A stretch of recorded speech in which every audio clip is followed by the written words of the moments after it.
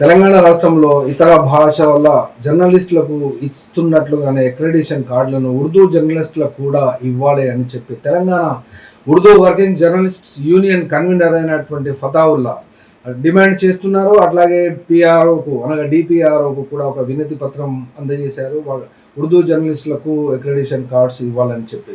అయితే ఈ ప్రతినిధి బృందంలో మొహమ్మద్ ఫజలుర్ రెహమాన్, మొహమ్మద్ మునవరుద్దీన్, సయ్యద్ సాదిక్ హుసేన్, మొహమ్మద్ ముజఫిర్, తర్వాత షేక్ జావీద్ తదితరులు ఈ యొక్క వినతి పత్రం ఇచ్చేటువంటి సందర్భంలో ఈ యొక్క ప్రతినిధి బృందము కలిసి 7వ తేదీ నాడు వినతి పత్రాన్ని అందజేసింది. వాస్తవంగా చెప్పాలంటే ఈ యొక్క ఉర్దూ జర్నలిస్టులకు అక్రెడిటేషన్ కార్డ్స్ ఇవ్వడానికి టైం ఎక్స్టెండ్ చేసింది ఏప్రిల్ 30, 2026 వరకు పొడిగించారు.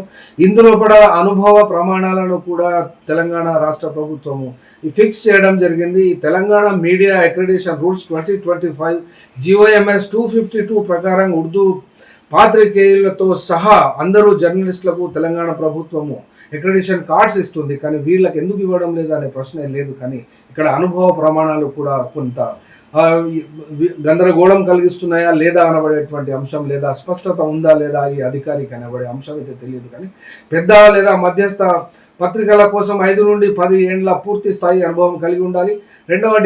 రెండవ అంశము అనగా ఈ కండిషన్ ప్రింట్ మీడియా దినపత్రికలు కనీసం 2000 ప్రతుల సర్క్యులేషన్ కలిగి ఉండాలి.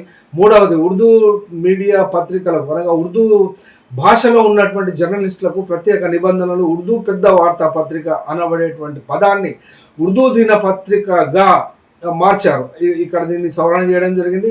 డిజిటల్ మరియు కేబుల్ మీడియా వెబ్సైట్స్కు గడిచిన 6 నెలలుగా కనీసం 5 లక్షల మంది విజిటర్స్ కలిగి ఉండాలి అని తెలంగాణ రాష్ట్ర ప్రభుత్వం ఇచ్చినటువంటి ఈ యొక్క జీవోలో స్పష్టపరుస్తున్నది ఈ కండిషన్స్ని. అయితే మరి తెలంగాణ జర్నలిస్టులకు సంబంధించి ఉర్దూ జర్నలిస్టులకు కూడా ఇక్కడ వరంగల్ డిపిఆర్ఓ లేదా మహబూబాబాద్ కానీ, ములుగు కానీ, భూపాలపల్లి ఈ యొక్క 5 జిల్లాలకు సంబంధించినటువంటి వాళ్ళు ఎందుకు ఇవ్వడం లేదు అనబడే ప్రశ్న ఇక్కడ వస్తుంది. కాబట్టి ఇక్కడ వాళ్ళు సరిగ్గా జీవోను చదవకుండా అమలు చేస్తున్నారా, లేకుంటే ఇక్కడ పనిచేస్తున్నటువంటి జర్నలిస్టులు సరి అయినటువంటి ప్రాపర్ ఫార్మాట్లో వాళ్లకు సంబంధించి ప్రభుత్వం కోరిన విధంగా వాళ్ళ యొక్క అనుభవాలను అక్రెడిటేషన్ పొందుటకు సమర్పించడం లేదా అనబడేటువంటి అంశం ఇంకా స్పష్టంగా అయితే కలిగి రాలేదు. కాబట్టి ఇక్కడ చిన్నగా ఏమైనా టెక్నికల్ మిస్టేక్స్ ఉండవచ్చు, లేదా మిస్అండర్స్టాండింగ్స్ ఉండవచ్చు, లేకుంటే అర్థం చేసుకోవడంలో టైం ఉండవచ్చు. కానీ ప్రభుత్వం అయితే ప్రభుత్వ పరంగా ఎటువంటి ఆటంకాలు కల్పించడం లేదు. కాబట్టి ఉర్దూ జర్నలిస్టులు కూడా ఇటువంటి అవకాశాన్ని వినియోగించుకోవాల్సిందిగా కూడా అవసరం ఉన్నది ఇక్కడ.